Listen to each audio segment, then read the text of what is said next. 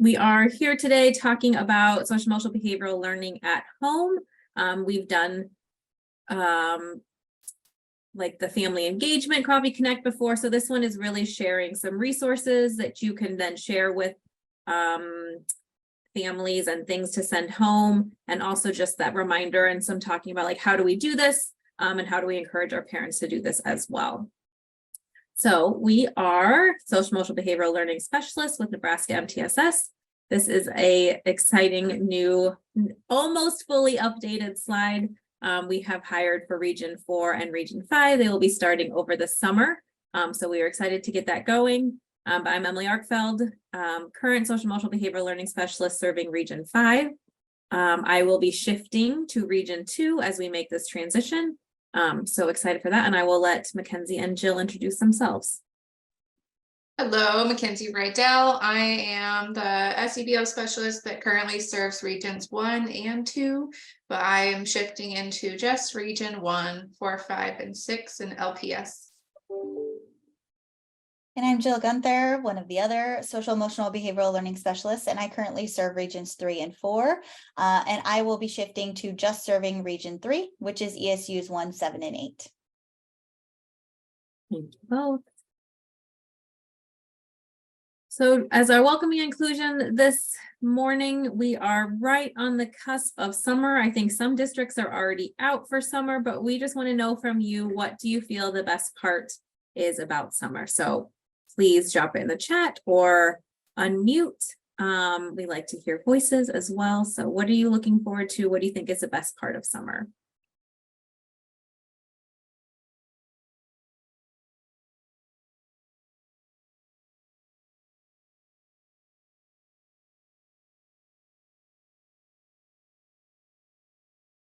Relaxing by the pool, people outside, not having to pack a lunch. I have to think about that.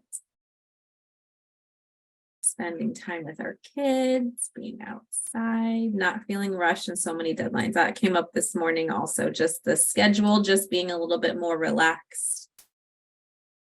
Evening fire pits, definitely more sleep. Yes, these are great, not having a set schedule. Agree with all of that. We were talking just yesterday, so our team mostly works from home, which summer is then weird because then if you have a partner and kids, then they're home as well, so it changes that dynamic of working from home, and now there's other people around, but all good things to enjoy about summer. So thank you for sharing, and we like to hear from all of you. And we will jump well our Padlet link, a reminder that this houses literally everything. It has our recordings, it has our resources, it has the previous Padlets from our Coffee Connects. So that is there and accessible. Please share widely with any educators you think might benefit from it. You are free to add things to it. It's a living document. If you come across something and you were like, oh, this would be really great, you can add that in there for others to enjoy and to peruse as well. Our definition for social emotional behavioral learning, our NeMTSS definition, is that it is the systematic process of fostering those social and emotional skills among students and adults in order to create those safe and supportive environments with positive behavioral and mental health outcomes for all. We believe when we focus on the roots, those social emotional behavioral learning skills, that really we have the best outcomes for our adults and for our students in regard to the behavior and mental health. It really is that preventative measures for those things. And again, when we focus on our adults and we make them a priority in taking care of their wellness, but also helping them foster their skills, then they are better able to create the environments for our students to do that as well. Again, so our competencies, we've adopted CASTLES, collaborative for academic and social emotional learning, self-awareness, self-management, responsible decision-making, relationships, and social awareness. And again, that reminder that when we have those skills, those competencies, then we are better able to follow our behavioral expectations that we have in our schools and in our districts and in our communities. And we can have those college and career readiness skills so that when our students transition out into adulthood and out into our community and college and careers, they have those skills needed to be successful there as well. our web that we share. So those questions really are like thinking a little bit deeper about those competencies, and then the skills broken out from there. So the competencies are this construct, they're just what does that really mean? They are just overarching constructs. And so how do we dive down into those, knowing what those skills are in those different areas? And then just that reminder that these are not new things. This is not additional things. These really are things that are happening in all of our buildings across the state on a daily basis that our educators are teaching our kids and implementing and integrating. And so making that connection for them that you are already doing this. And then really we want to do that more explicitly. And when we encourage that social emotional behavioral learning at home, we know that our families are our children's first teachers and will be their teachers throughout. So we have them for a short time, our families are with them for a lifetime. And so how do we build that connection and build upon the strengths and what they're doing in their home, and how do we share our resources and the learning that we're doing in our schools so that they can take that in as well. And when educators and families work together, they foster strong connections among the learning that they're doing and also within the relationships. It increases that personalization, meaning, and relevance for students. So what they're learning in the classroom is great, and it is important, and it is valuable, but when they can make that connection at home as well, it really becomes more personal and integrated into their life and across their different environments. We can build upon and learn from each other's strategies to support SEBL and leverage families' expertise to create more inclusive school environments. So when we are sharing what we're doing in schools and how they can do that at home, we also need to be hearing like, what does this actually look like in your home and in your community and within your culture, and taking those pieces and integrating them back into our classrooms and our schools as well to provide that well-rounded experience for our students. And then it helps provide those real world opportunities for students to plan, problem solve, and reflect. And Mackenzie will go through some specific ways this happens and some activities. But when we are sharing resources and sharing our learning and sharing our skills with our families, they can help those students make the connection in the different things that they are experiencing outside of the school day as well, which really helps drive those skills home and better able to then pull on those different skills when they need them. And that research suggests that evidence-based SEL programs are more effective when they extend into young people's home life. So really when we have that family school partnership and connection and collaboration, we really strengthen that for our students. And then this is, so you all have been with us. This should probably not anything new to you. So it's just a reminder and a refresher, but also we want to be sharing things with you today that you can then turn around and include in things, communication that you might be sending home. And so a reminder that students with strong social emotional behavioral learning skills are more likely to be those cooperative members of a team, be able to self-advocate and be resilient. And then when we think long-term, graduate from high school, complete that college degree and or obtain stable employment, and really just be those caring, concerned community members that we all want for our students, for our adults. And then less likely to display those emotional distress, which is really huge right now because we continue to hear things about behavior, or educators are having trouble with student behavior in the classroom. Having those conduct problems, and then again, longer term, less likely to receive public assistance and have contact with law enforcement. So valuable now, valuable in kindergarten, valuable in 12th grade, and then valuable throughout the lifespan as well. I'm going to hand it over to Mackenzie. Thanks, Emily. Okay, so we're going to go through each of the competencies, and I'll talk a little bit about the competency, some of the skills that go along with it, how we can foster some of those skills in our everyday interactions with our youth, and then each competency will have a resource to share. So this is a little bit of a blast from the past. If you were with us on our first Coffee Connect series last spring, we went through each of the SEBL competencies, and Emily shared that web earlier. And so it had like 4 branches. So like with self-awareness, it was interests, strengths and limitations, identity, and emotions, thoughts and behaviors. And then we actually went in and we branched each one out a little bit further to get some more explicit skills about what that competency might hit on. And so these are not an end all be all, just some different examples. There's definitely skills that are encompassed in the competency that aren't listed, but it just gives a really nice example of what are some of those explicit skills that we do in our everyday lives, that our teachers are fostering these skills in their everyday classrooms. And so more ideas of how we can use those skills and do them a little bit more explicitly. So when we think of self-awareness, we think about your ability to understand your own emotions, thoughts, values, behaviors, and how they might influence yourself and others across varying contexts. So thinking about your interest, what goals do you have? What are some of your needs? Are you able to use a growth mindset? Can you identify some of your biases? What do you value in life? What do you want to do? What do you want to accomplish? And then how to recognize your feelings? What does that look like in your body? What are some of your triggers? What are some of your coping strategies? Things like that are all around self-awareness competency. And then we have the self-management competency. So this one, self-management is your ability to manage those emotions, thoughts, and behaviors effectively in varying situations, and then to achieve your goals and your aspirations in life. So thinking about what are your goals and how does that align with what you want in life?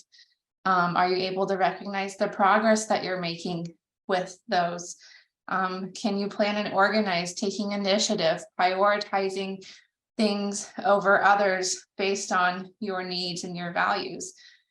Being able to not only identify your emotions and your feelings and your thoughts, but identify coping strategies that work for you and use those coping strategies effectively and set boundaries and reframe thoughts and identify some of your lived experiences and your stereotypes and acknowledge some mistakes that you may have made and be able to move beyond that and grow as a person. So those are all some skills around self-management. And then some examples of how you can tap into some of these skills at home with your young people. This first one is regulating emotions. No matter where we are, who we are, what we're doing, we're always kind of using these competencies are always at play in all scenarios, and we're always modeling them and how we're using them, whether we think about it explicitly or not. And so an example of doing it explicitly is when you're feeling frustrated. This example is at the grocery store in the checkout line. It's really slow. You might take a deep breath and just kind of talk through it using some self-talk, and that's that explicit modeling. So we're in a hurry. This line is not moving very fast. I'm feeling frustrated, so I'm going to take a deep breath. And it's just pretty simple, but that explicit modeling can really help our youth identify like, oh, like mom is feeling this way and this is what she might do. And so just that explicit modeling. For self-management, you might plan, organize, and set goals. So help the youth in your life make a plan, maybe a to-do list, a daily schedule, or a vision board. This is cool for summertime because our kids are used to getting ready, going to school, learning, coming home. They have a pretty set routine. And even as adults, we saw in the chat, we have less of a routine in the summertime. So helping them use those self-management skills to plan and organize and figure out how they're going to achieve that plan and to do this. The image on the right is an example of emotion coaching. And so there's 4 steps here. The first one, when a kid is having big feelings or big emotions, you might attend the emotion. So, whoa, I can tell something's up right now. Name the emotion. You look really mad. You look pretty upset, frustrated. You can even expand for that emotional literacy. So using some more unique words that aren't just mad, sad, angry, validate the emotion. It makes sense that you feel that way because blank and blank, and then trying to meet that need. And so just coming alongside of them, coaching them through the process, giving them some of the words, but then allowing them to learn and then eventually use that process themselves on their own. And so this is an example activity. It's an emotional safety plan. So as adults, typically, ideally, we are able to identify our feelings when we're upset, frustrated, irritated, all of those things. We're able to identify some safe places. Maybe you go outside, maybe you go to the garage, go for a walk, whatever, and then figure out how you can cope, calm down, and then return. But just giving a conversation with the youth about this, it might be what it looks like. This might be a safe place for you to go when you're at home and you're having these big feelings, and these are some things you might do to calm down. And really just having that explicit conversation with them to help them create a plan for when it happens. Our next competency is responsible decision making. So this is your ability to make caring and constructive choices about personal behavior and social interactions across diverse situations.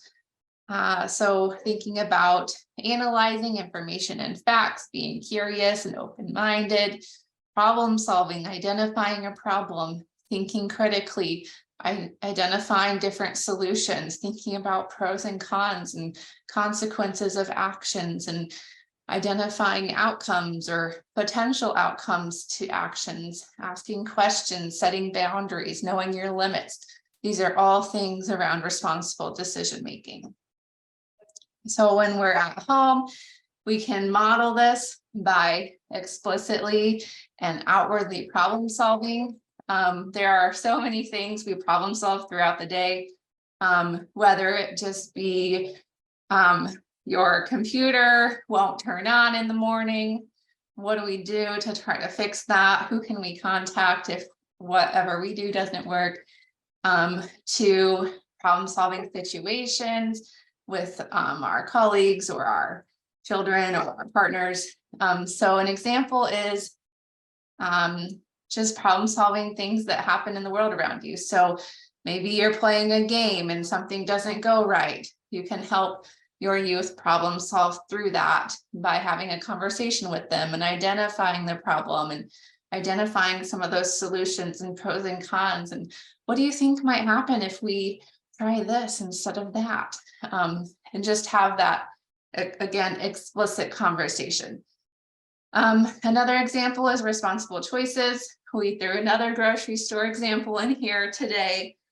So if you're planning to go grocery shopping, maybe have your youth make a list. Maybe they look up a recipe and decide something they might want to make, and then they have to be responsible for putting it in a list and going to the store with you and finding those items and putting them in the cart, and just giving them some of that responsibility that we get to do every day, every week as adults, but helping them understand the planning and the organizing and the execution it takes to accomplish those tasks.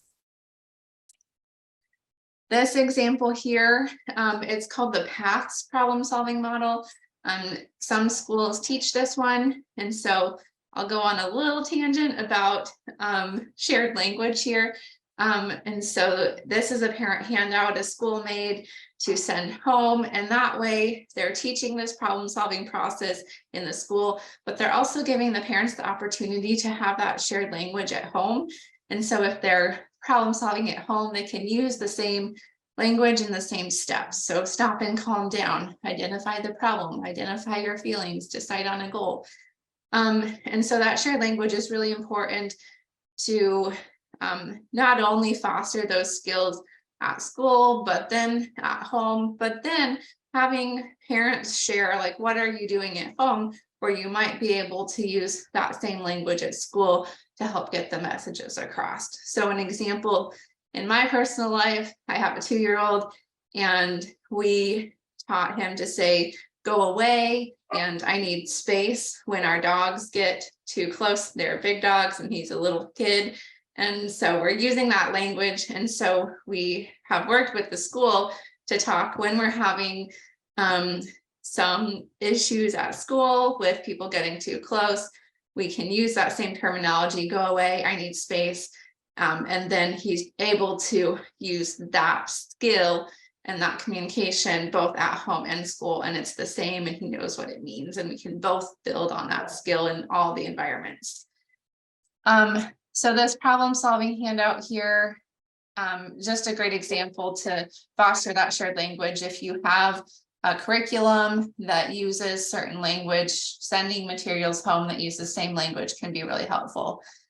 And then the handout goes over that shared language, and then it talks about what can you do at home. You can kind of talk about potential problems as they occur, give choices to help solve the problem, use those same steps, consider consequences, and just tips that parents can use to foster this problem solving process in the home environment.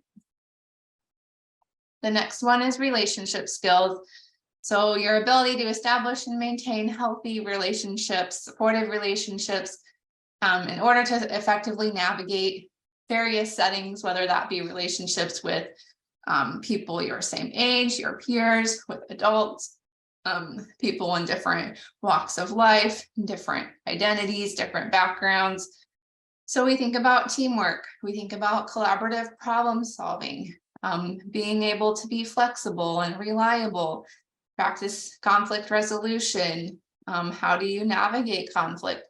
How do you use solution-based thinking to resolve these? Asking reflective questions, seeking or offering support appropriately, standing up for others, initiating conversation, using active listening. These are all skills that go into those relationship skills competency. How can we do this at home? Communication, just simply shutting off devices, having time in the day when you just intentionally spend time together without distractions. So an example could be having family dinners, talking with each other, asking each other questions, talking about your day. We talked this morning in our first Coffee Connect for, like, I pick up my kid from school and I always say, how was your day? And he said, good, played with friends. And it's the same answer every day. And I'm sure that's not just a 2-year-old thing. I'm sure it's going to happen throughout life. And so how can you foster that communication where you're asking not the same question every day, and you're not just yes or no, or it was fine, it was good, but how can you foster more rich conversation to build on those relationships? So we have these little chat packs the SEBL specialists do. They have a bunch of different questions to spark conversation. One of the participants this morning said she has discussion questions at their dinner table, and it kind of helps foster some of those communication throughout the day or throughout the dinner time, I guess. And Jill put the link to the chat packs if you're interested. Teamwork, doing projects, playing games together, doing chores as a family. And just spending that time together, working together, helping them learn to take turns and giving input and valuing others' input and opinions. And then conflict resolution, as the adult, being able to model and know when and how to apologize and forgive, but also walking the kids through that as they're experiencing conflict. How can you help coach them and model what it might look like to do this effectively? The resource we have linked here is a family conversation starter. It's just a list of all these questions. So if we all lived in a zoo, what animals would you be? What's the most fun birthday celebration you could possibly have? If you were to design your own school, what would it look like? So just some of those fun, different questions to get some of those interesting communication, learn a little bit about each other, and continue building up those relationships. Social awareness, This is all about understanding the perspectives and empathizing with others, especially those with diverse backgrounds, cultures, and context.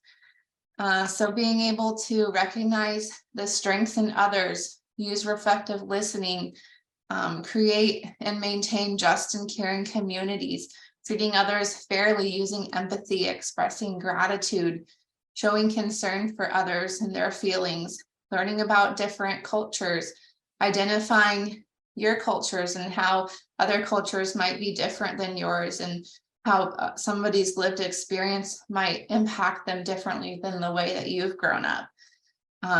Identifying different social norms, things like that all go into that social awareness competency skills.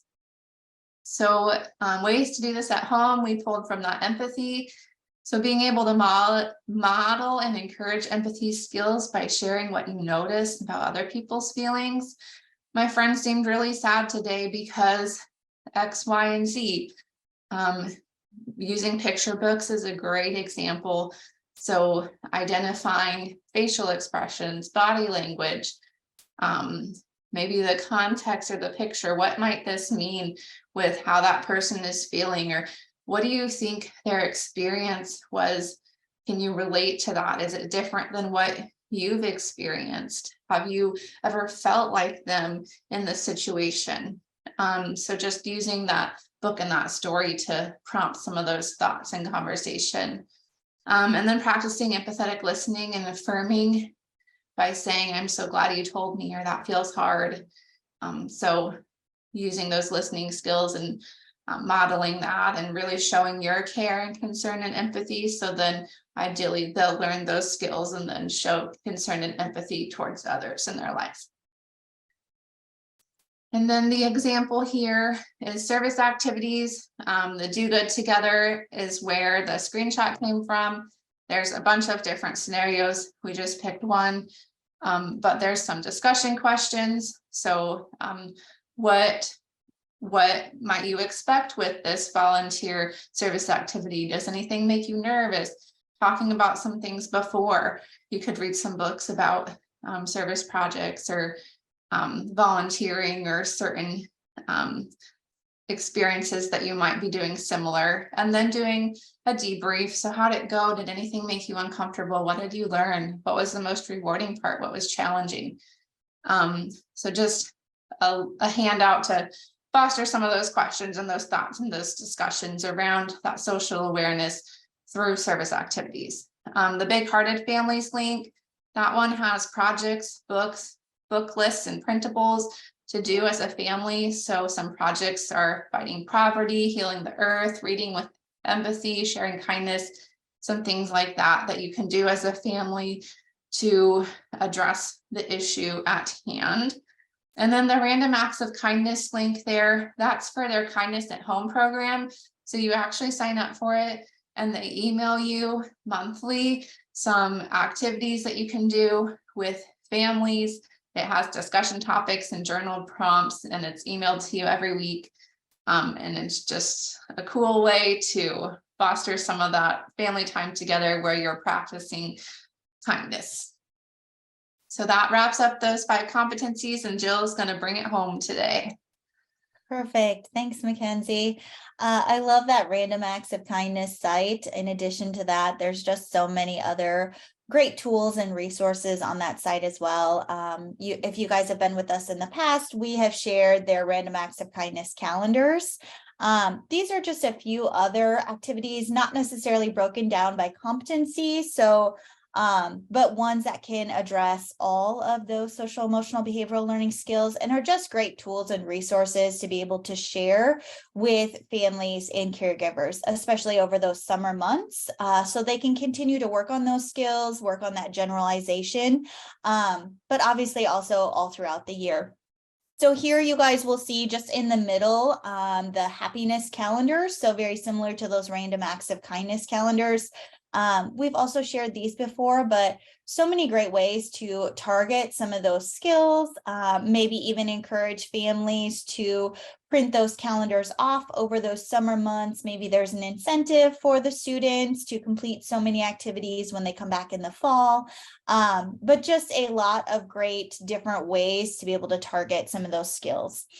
That first resource, the fun family activities, actually came out during COVID, but we thought it was worth sharing because it just kind of outlines some different activities for younger kids, some activities for older students as well, that could be shared with families and caregivers to be able to really help with building some of those skills and how to really target and foster those skills at home. And so it's a great just kind of little checklist of some different ideas broken down maybe by some like math and science, by some language arts skills, just by some like problem solving, turning negativity into positivity, things like that. And so that's a great resource there as well. And then very similar to the calendars that we've shared, that other resource linked on this slide here is 25 at-home social emotional learning activities. And again, that's just a great resource to be able to share with families to just give them some ideas of some ways that they can really target some of those skills. And then we also have just a link there to Panorama at the top of this as well. Some different SEL at home resources to be able to share with families. So if you go to that, it'll actually just take you to Panorama's site, but lots of different activities to be able to share there. Next up, books, as Mackenzie had mentioned as well, those are just a great way to be able to target some of those skills. So that first link there really centers around empathy and kindness, some different books there. The NCPMI Book Nook is a great resource, has a ton of different books on there, but if you click on them, it will give you some different ways to target some of the skills, some questions to ask, to be able to talk through together with students, and just some different ways to really kind of target the things that are happening in that book and how to have those discussions with those young kids. The Castle book list for parents. So that is just a book list that Castle put together for adult readers as well. So things to focus on, emotional intelligence, being able to target some of those social emotional behavioral learning skills, raising a thinking child. Let's see, all kids are our kids, what communities must do to raise caring and responsible children and adolescents. So kind of targets a variety of those different SEBL skills, but for those adult readers. So again, something to be able to share with families if you would like. The Do Good Together includes some different reflection tools. So again, has a variety of different books on there that could be purchased, or if you take a visit to the library, some books that you can bring home, but really has identify some different ways to talk about some of the skills within those books, what questions to ask, what things to have conversations around, some ways to maybe target those skills within the community or specifically, through some field trips throughout the summer or whatever that might be. So just another great resource to be able to share with families, especially for those summer months. Here we have the SEL Passport Challenge. Again, targets a variety of different SEBL skills, but it gives students the opportunity to make a passport to visit and explore emotions. So versus exploring different countries or different places, exploring some different emotions, what those mean, how to react to different situations in a variety of different social situations. And so another just great resource could potentially maybe be printed off, sent home for those summer months. And again, I mentioned like that incentive before, but maybe there's an incentive to complete so many of those activities or visits of the emotions and bringing them back to the school in the fall as well. So another great one that we wanted to share with you. And then Greater Good in Education, this site has a variety of different like take-home skill topics. So we've listed some out there. The nice thing about the Greater Good in Education site is it not only describes the activity, it also lists out the materials, the age group that it targets, how long the particular activities might take, and then it just really gives a description and the research behind it, why it's important, specifically what SEBL competencies it's really working to target as well. So it's just a really nice breakdown to be able to share. So we've listed out some of those take-home skill topics here. So things like creating that space for all emotions, gratitude questions for kids, stories about overcoming bias for kids. So lots of great ones that we would, again, encourage you to take a look at and maybe share a few of those with families and caregivers.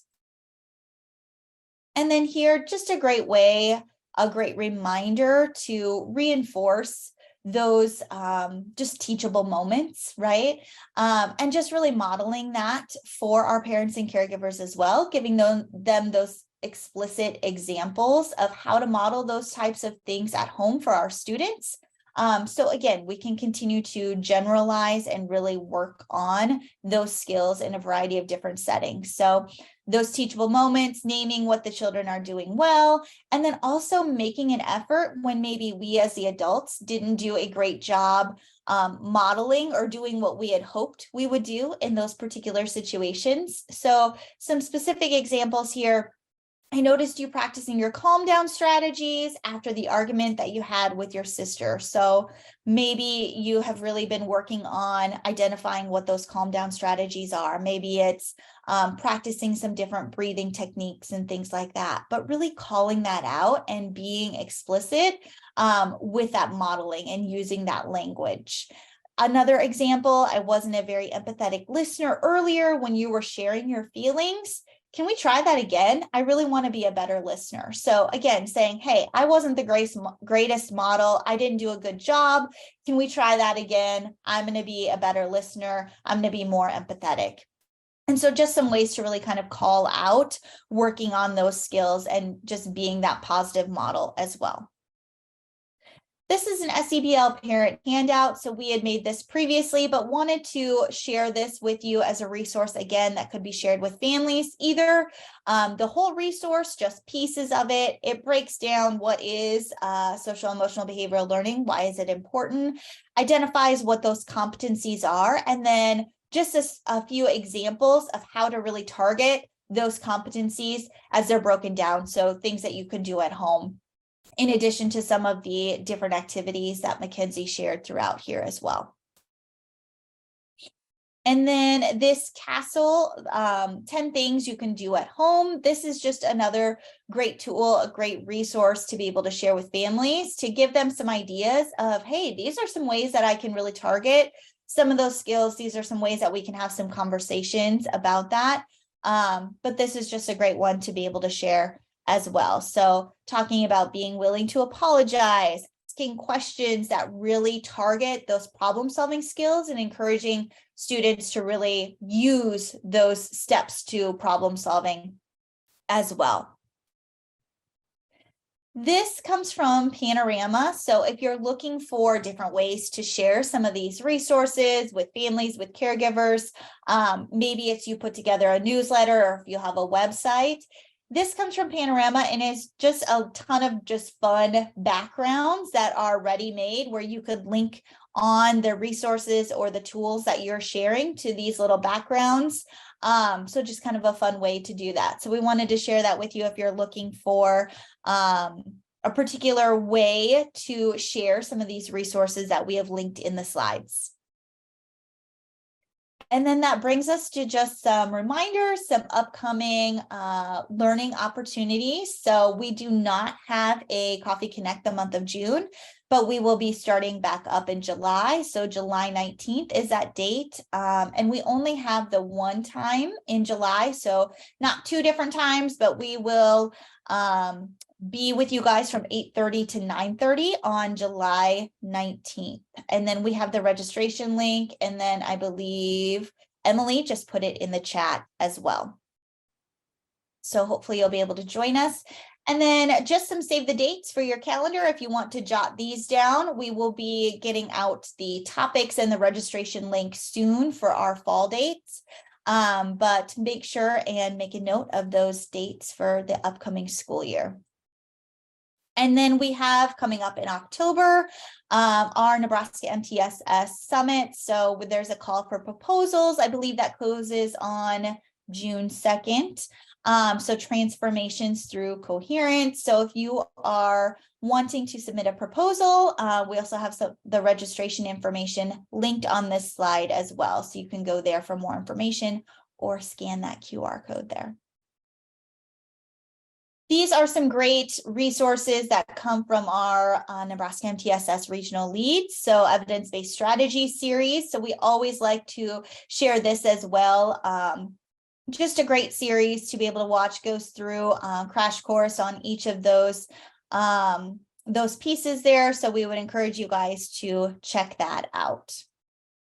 And then that brings us to our exit ticket, and just that reminder for our upcoming July 19th Coffee Connect, like I had mentioned, and our topic is creating a classroom environment for well-being. So if you would take just a minute to complete that exit ticket, that just gives us good information in moving forward as we plan for next school year, our Coffee Connects, and putting those together. And then if you need a certificate of attendance, you can also select that on the exit ticket as well, and we will get that to you. And Mackenzie put that in the chat. And then that brings us to our optimistic closure. So just thinking about some of the different resources that we shared with you guys today, how might you share this information with families, or even how might you share it with colleagues who maybe have more direct contact with families and caregivers? What might that look like? What ideas do you guys have? So you guys can certainly unmute or you can put some information in the chat.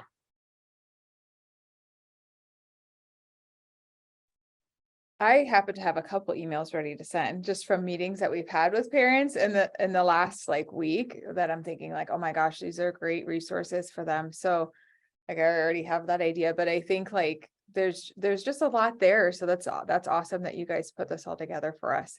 So thank you. Awesome. I love that you're already putting together emails. Anybody else have any thoughts on how they might share this information, or one that maybe stood out specifically to you? I'm going to try to put a resource quick email together for our counselors to send out so that they can share with parents and students. Awesome. Love it. Well, if anybody else has any thoughts that they would like to share, feel free to throw them in the chat as well. Hopefully you're able to take away a few resources that you hope to share either directly with parents and caregivers, or sharing those with colleagues to be able to share out as well. And then that just brings us back to our contact information. And Emily, yes, checking out a few of those for your own kids as well, sharing them. Love it. So thanks for joining us this morning. Hopefully you guys will also join us for our July Coffee Connect. So be sure to register for that so we can get you that information, and have a great rest of the school year.